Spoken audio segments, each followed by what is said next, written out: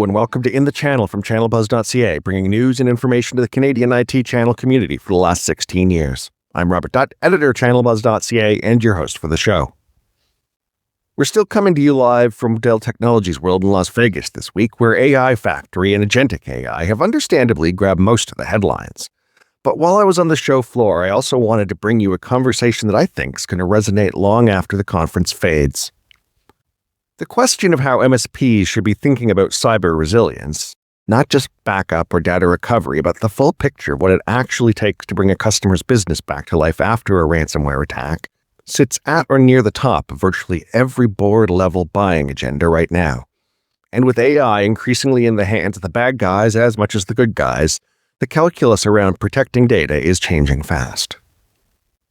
I sat down with Rob Emsley, Director of Cyber Resilience Marketing at Dell Technologies, for a conversation about the difference between disaster recovery and cyber recovery, the concept of the minimum viable company, and why MSPs who are still selling backup the old-fashioned way may be leaving both value and their customers seriously exposed. Let's get right into it, my chat with Rob Emsley.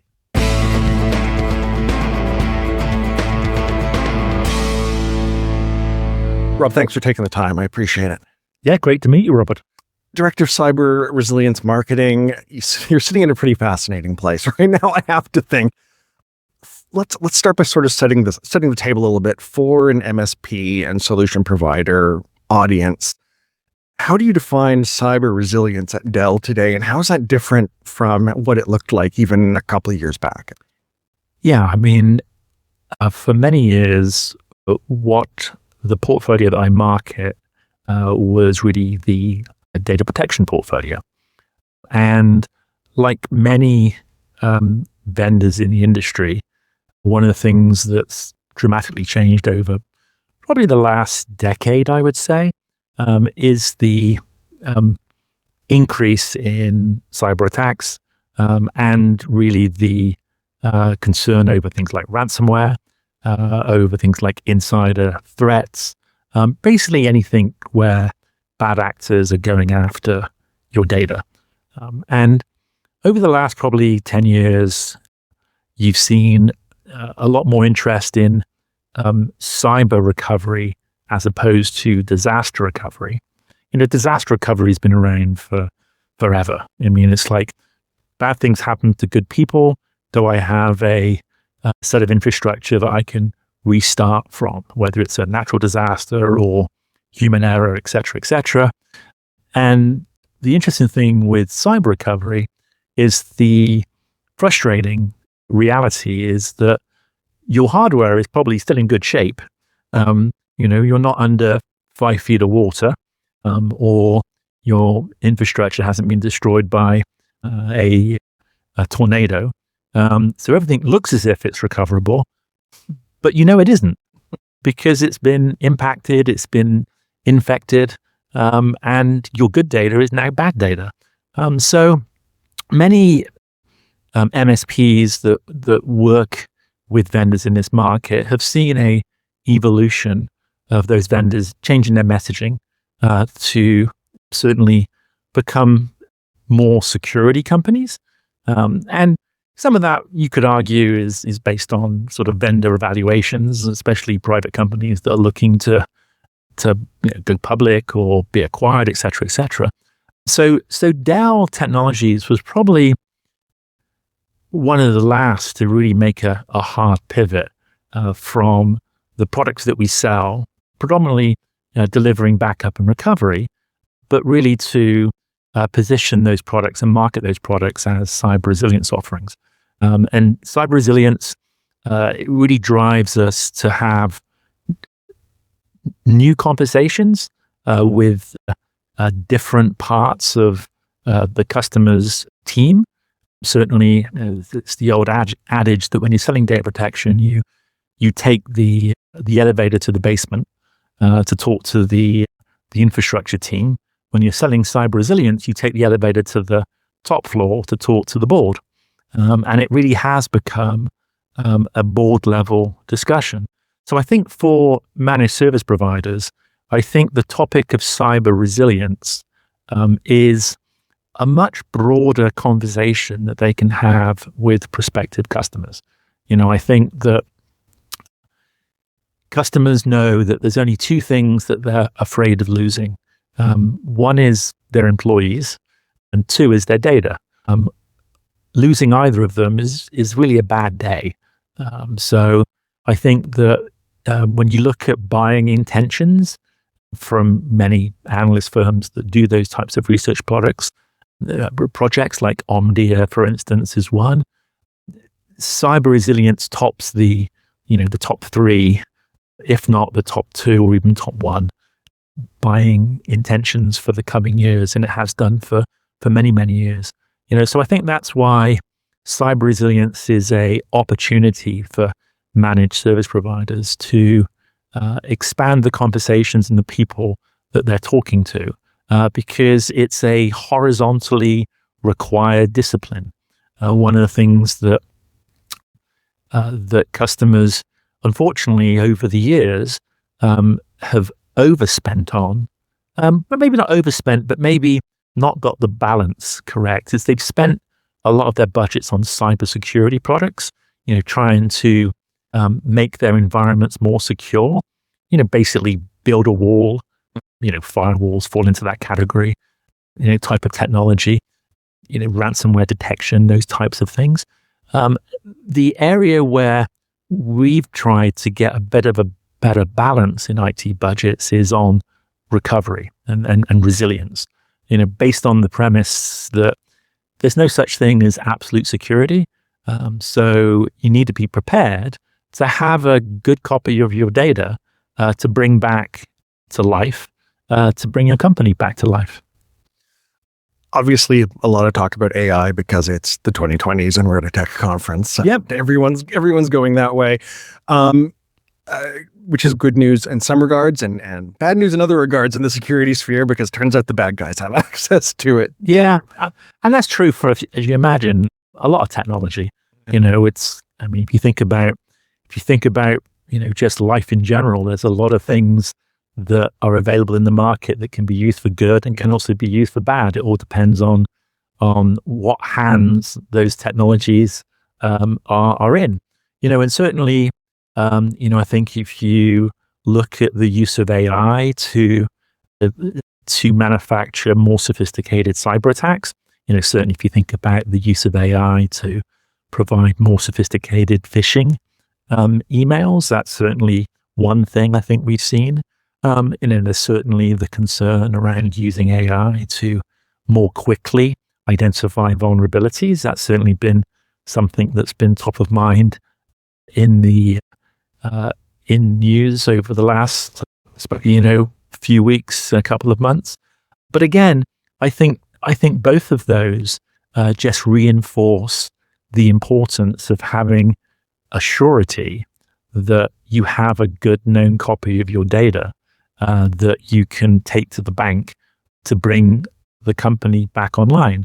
And I think from an MSP perspective, offering an infrastructure that gives their customers that assurance is really beneficial to customers. The old adage of customers want to sleep well at night, and if an MSP can help them do that, then they'll be as we all are, a good night's sleep is worth a fortune sometimes. Certainly my wife would say so. So I think after 365, backup has been a fundamental underpinning of managed services for such a long time. I'm curious what you think is most common for MSPs to miss in terms of evolving and doing more than just the kind of old-fashioned backup technology and getting more out of that. Yeah, I think if you look at a lot of the backup technologies that are available, certainly backup has always been that last line of defense. And unfortunately, being that last line of defense, the bad actors realize that if you compromise the backup infrastructure, you can pretty much do whatever you want. All bets are off. The customer doesn't have a last line of defense. So, if you think about some of the researchers in the industry, 97% of cyber attacks involve attacking the backup infrastructure. And that doesn't matter whether or not it's managed by the customer or managed by an MSP. So I do think that the MSPs need to become much more conversant in explaining what they are doing and how they have implemented a backup infrastructure that really is that last line of defense. And that's something which, you start getting into the concept of offering, isolated copies of backups. Maybe not for every single data type, but certainly, we believe wholeheartedly in the concept of the minimal viable company, which really is a discussion to have with the board about when everything is gone, what needs to come back in order for you to be viable. Because I think that's the killer, is that some people, they have a laissez-faire attitude to, well, everything's important. But if everything's important, then nothing's important. So I do think that the MSPs, when that are in the backup industry, need to realize that the backup value has changed. It used to be very much around be there for operational recovery. Having backups is just good hygiene, but having backups that aren't secure is a no-no, in today's market.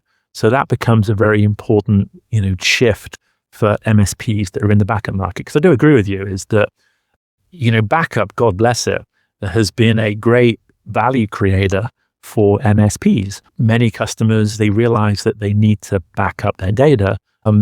Subscribing to a service to do that is certainly, kind of an easy way to use your resources for more productive work, to drive revenue. But at the end of the day, if you're not secure, it's difficult to innovate with confidence. All right.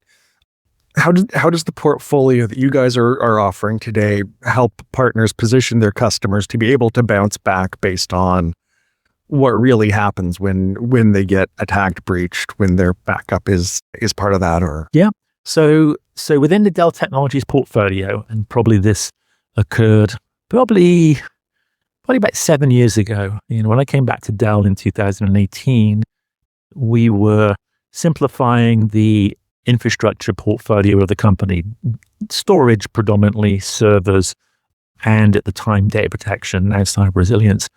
So many of our customers and our partners realize we have a portfolio of Power branded products: Power Edge, Power Store, Power Max, Power Switch.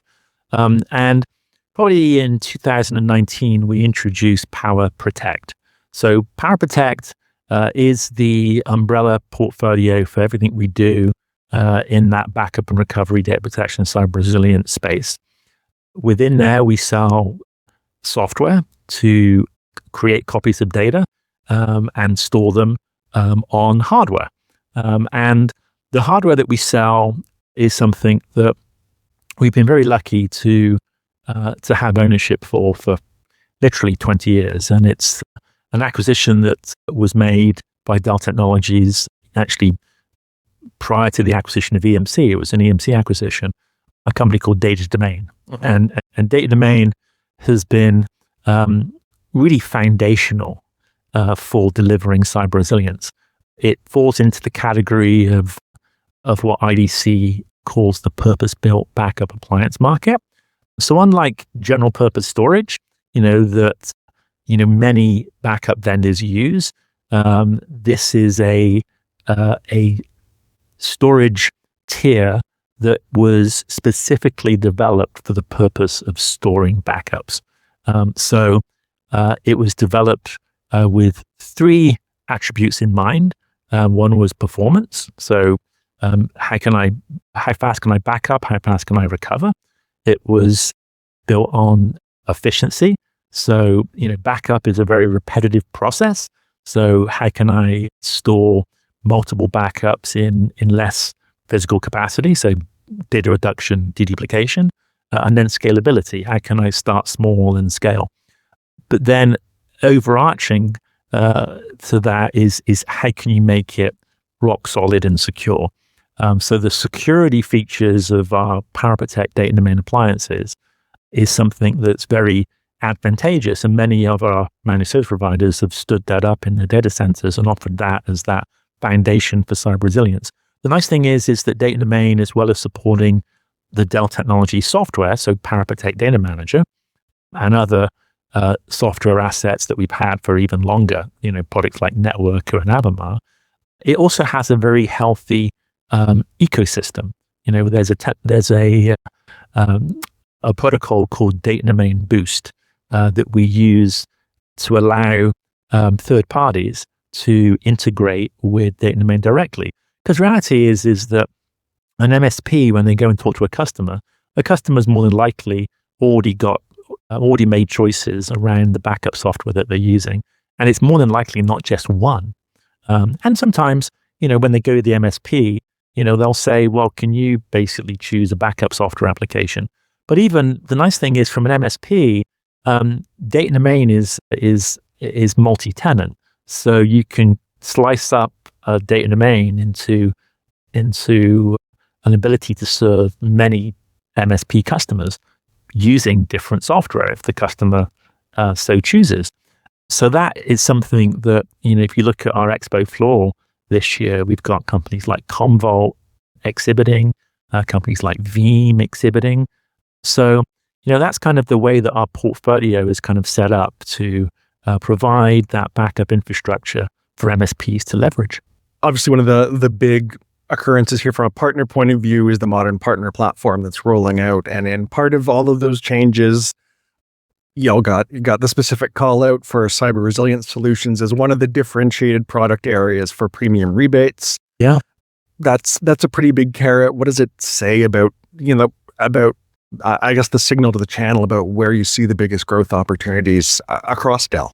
Yeah, we have historically done the majority of our business through the channel. But we also recognize that the channel, has a lot of choices. And many of our competitors, in fact, most of our competitors in that cyber resilience sort of backup solution space are all pure play individual companies, most of which have very little direct sales capabilities. So very channel focused. And therefore have blanketed the channel, to sell their wares, sell their products. We wholeheartedly believe that the Dell Technologies portfolio, either standalone from a cyber resilience solutions perspective, but also taken in context of the other key elements. You think about things like private cloud and AI. So for a channel partner, the concept of delivering secure infrastructure gives them that opportunity to take advantage of that PowerProtect portfolio. And as we talked about earlier, you can't deny that cyber resilience is like top of mind. I mean, it's as high on the board's agenda as, hey, how are we going to take advantage of artificial intelligence? Because I think that, and some could argue that cyber resilience is either on par, or if not for many customers, more of a concern, because it's that ever-present danger of, is the infrastructure that I have now, even before I've implemented AI, secure enough to, allow us to sleep at night? So yeah, we certainly are, the pivot from data protection to cyber resilience, I think fits well with the other vendors that our MSPs talk to. We certainly, have a portfolio that addresses small customer needs to large customer needs, can absolutely be leveraged by our MSP partners to build a practice behind. And also, cyber resilience solutions, there's that upfront services that are built in, identifying what is the minimal viable company that needs to be, the most secure, the most isolated, to give those customers the peace of mind and actually show the MSPs as valued, trusted partners.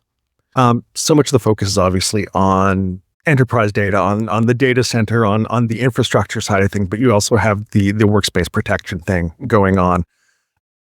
How important is kind of securing the endpoint in the overall resilience strategy, and what's the play there for partners from a resilience point of view? Yeah, I mean, certainly if you think about the entry point into most networks, the endpoints are clearly the most numerous, just by, kind of the volume of endpoints compared to the volume of elements in the data center. So certainly when we look at cyber resilience, we look holistically, not only at the data center infrastructure, but absolutely the endpoints that we sell. As tied in with the PowerProtect portfolio is endpoint backup and recovery.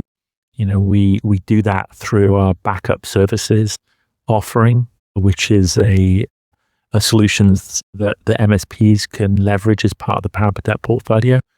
But yeah, we continually look at the elements of security across the portfolio, and there's a lot of sort of foundational technology across the Dell product line, whether it be in the client space or in the server or storage space. The concept of trusted boot, sort of secure BIOS, really carries forward through the PC line all the way into our server line, and then the leverage of those servers into our storage portfolio. So, and then from an MSP standpoint, when you engage with Dell from a purchase perspective, you gain advantage of the secure supply chain that Dell uses to its advantage. Our supply chain forever has been an incredible value, not only to ourselves, but also to anybody that buys from us, inclusive of our partners. But the fact that the way that we leverage the supply chain securely, gives a lot of peace of mind, because many of our partners, when they're working with security companies, those security companies are not manufacturing their devices. Certainly they're not manufacturing endpoints. And they're not most of the time they're not manufacturing data center servers and data center storage solutions, and they're buying from somebody else. So the concept of a secure supply chain becomes kind of harder to rationalize when you have multiple suppliers that are providing your solution. So at the end of the day, one of the advantages when it comes to Dell is that if you choose to work holistically with Dell, you get this foundational benefit across the portfolio of a lot of commonality when it comes to security and resilience. So that's sort of one sort of take it to the bank benefit that an MSP can achieve when they work with Dell Technologies across the entire portfolio. We're fortunate enough to be in a position to have that entire portfolio, and long may that continue. And certainly that's one of the advantages when we look at security and resilience. We can look at it from the endpoint all the way to the data center and beyond. And I think that's something that is a big benefit for MSPs to lean into the whole portfolio, as well as the advantages of aggregation of benefits and different tier levels by having a single vendor multi-portfolio opportunity, as opposed to slicing and dicing their vendor engagements across half a dozen different vendors. Last one for me. What do you see as the most common gap especially in the mid-market, in terms of incident response plans today? I think it's having one that is documented and printed out. That may seem very basic, but Until your systems are locked down by ransomware. Exactly. So the very basic advice of have a plan and print it out, may sound very old-fashioned and simplistic, But in the mid-market, that, is something that is probably something that people should consider. Certainly, practice does make perfect is not a trite saying. Practice, practice, practice in the mid-market becomes important. You don't want to be developing a plan or using a plan for the first time when the house is on fire. You want to know, where the exits are, where the fire extinguisher is, and you want to know how to use it, and you want to make sure that when you use it, they work. And something which we can probably all think about in our own home lives, to be honest.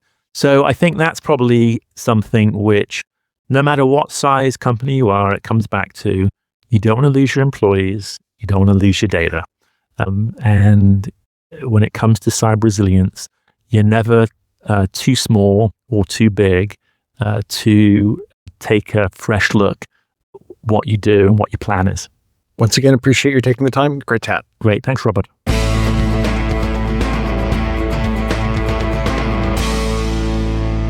There you have it, Rob Emsley from Dell.